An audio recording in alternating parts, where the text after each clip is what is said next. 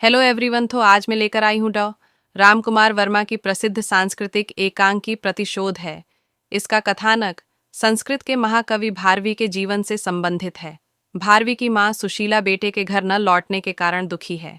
भारवी के पिता श्रीधर अपनी पत्नी सुशीला को समझाने का भरसक प्रयास करते हैं, परंतु सुशीला का मन भारवी के मोह से मुक्त नहीं हो पाता है। भारवी के पिता का कहना है कि भारवी कवि है और कवि समय पर शासन करता है, समय उस पर शासन नहीं करता। वह समस्त संसार में रहकर भी संसार से परे हो जाता है, किंतु वह अपनी कल्पना से न जाने कितने संसारों का निर्माण कर सकता है। तो क्या वह कल्पना से अपनी माता का भी निर्माण कर सकता है? कहीं आप ही ने उसे घर आने से तो नहीं रोक दिया? मैं कभी रोक सकता हूँ? पिता सब कुछ कर सकता है। वह घर से, जाति से, समाज से कभी भी निर्वासित कर सकता है, किंतु हृदय से निर्वासित नहीं कर सकता।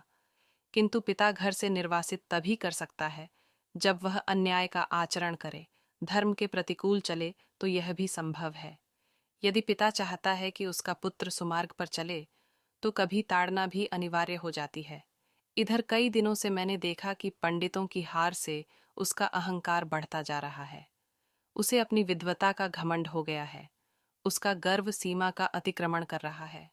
मैं यह सहन नहीं कर सकता कि मेरा पुत्र दंभी हो।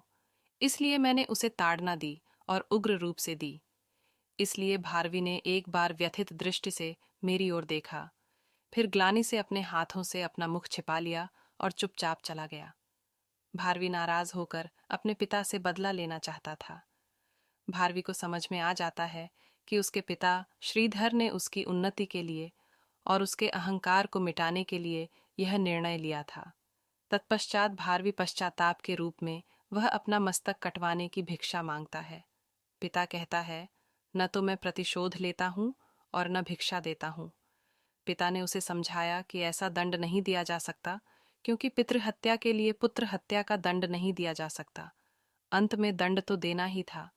श्रीधर भारवी को 6 मास तक श्वसुरालय में जाकर सेवा करने और झूठे भोजन पर अपना पालन पोषण करने का दंड सुनाते हैं।